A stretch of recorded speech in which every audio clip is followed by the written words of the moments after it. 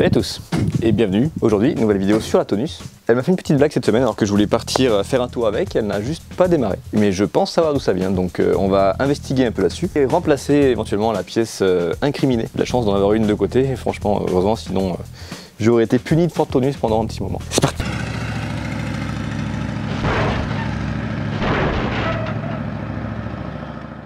Alors c'est hyper lumineux, j'espère que ce ne sera pas trop cramé à l'image. Ici, comme nous pouvons le constatationner, c'est un filtre à essence. Logiquement, il devrait être plein d'essence. Alors bon, ça peut arriver sur les vieilles bagnoles que l'essence redescende un petit peu et à chaque fois que tu redémarres la voiture, tu mets 1000 ans à la redémarrer parce que l'essence met 1000 ans à revenir jusqu'au carburateur. Ça, ok, ça peut arriver. Sauf que le problème que j'ai eu cette semaine, c'est qu'en essayant de la démarrer le matin, je me suis rendu compte que le filtre à essence, ici, ne se remplissait plus d'essence. Il y avait encore un peu d'essence au fond, là, je le voyais.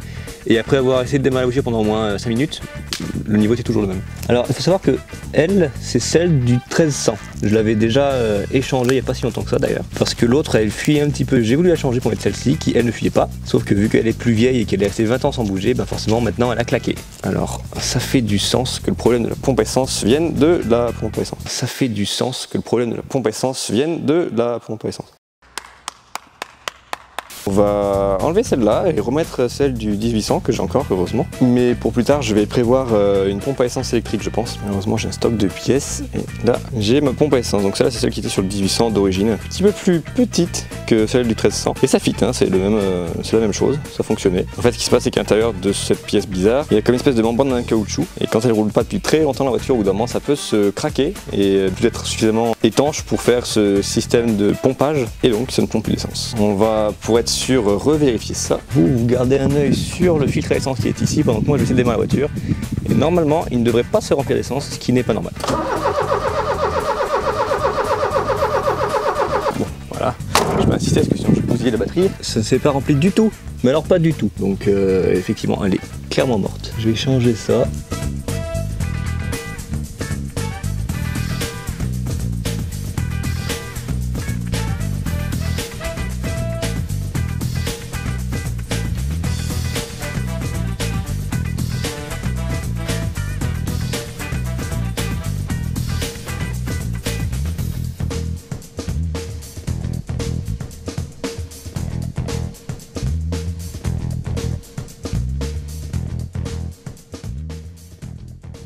Celle-là, c'est celle que je viens de sortir, donc c'était celle d'origine du 1300.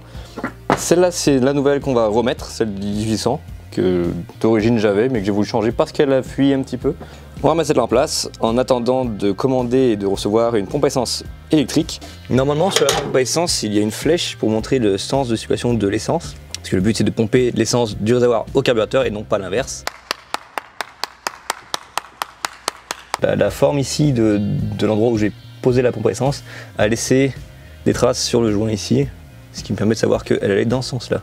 Alors normalement, j'aime bien moi refaire des joints. Chaque fois que je démonte quelque chose, le joint qui est sur la pompe à essence, peut-être que ça va être suffisant, j'espère. On remet les lignes de gaz, comme diraient les Québécois, les lignes à gaz. Et voilà. Changement de pompe à essence fini. Comme tout à l'heure, je vais démarrer la voiture et vous gardez l'œil fixé sur le filtre à essence et on va voir s'il se remplit.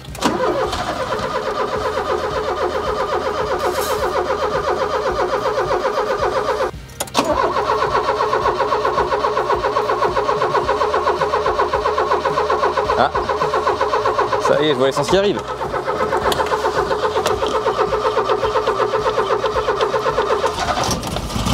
Ah bah voilà. Ah, ça fait du bien, ça m'avait manqué d'entendre tourner celle-là. Bon, bah c'est ainsi que se termine cette petite vidéo, hein. C'était pas bien long, je suis désolé, mais c'est tout ce que j'ai à offrir pour le moment. Je sais pas si cette semaine j'aurai le temps de faire les amortisseurs gonflables à l'arrière, j'espère, ça serait cool. Ça rallongerait un peu la vidéo, mais si c'est pas le cas, eh bien désolé pour cette petite vidéo que je vous offre, après 2 semaines quand même de délai. Je vais aussi prochainement me mettre plus sérieusement sur Kick, la plateforme de streaming concurrente de Twitch. J'avais un compte Twitch aussi à une époque, mais je pense que Twitch est un peu trop saturé Et c'est dur de se faire une place maintenant quand il y a trop de monde, un peu comme YouTube d'ailleurs. Kik, vu que c'est un truc qui sort un peu de nulle part, il y a peut-être encore moyen de se faire de la place. Donc je vais essayer Kik pendant un petit moment, on verra ce que ça donne. Je vais faire du gaming, des jeux d'horreur, des jeux dans tous les styles on va dire. Ça va être du gaming, hein, ça n'a rien à voir avec la chaîne YouTube Jerry's Ranch, hein, ça va vraiment être plus, on joue à des jeux vidéo, on dit des conneries et puis voilà. Prochain projet qui devrait arriver pour la Tonus seront normalement la suspension. Je vais changer la suspension arrière parce qu'elle est un peu trop tapue à mon goût. Voir si j'arrive à adapter les amortisseurs arrière gonflables de la Oldsmobile Delta que j'avais, la rose là. Je l'ai retrouvé dans le coin là, il y a un garagiste, un ami garagiste qui l'a racheté et qui serait ok pour me vendre les amortisseurs arrière, enfin le système d'amortisseurs gonflables. Donc je vais voir si j'ai moyen d'adapter ça, je pense que oui, mais de l'adapter de manière quand même assez propre. Je vais pas non plus faire une adaptation dégueulasse là, en mode redneck. Je vais essayer de faire un truc un peu clean, et puis voilà. Ah oui aussi, je le répète parce qu'il y a beaucoup d'abonnés qui se sont rajoutés à l'aventure au passage. Si vous avez une voiture à redémarrer dans la région Rhône-Alpes, une vieille bagnole qui traîne dans un champ, etc. Je précise, à redémarrer, pas à restaurer, d'accord? Je ne suis pas encore carrossier ni peintre.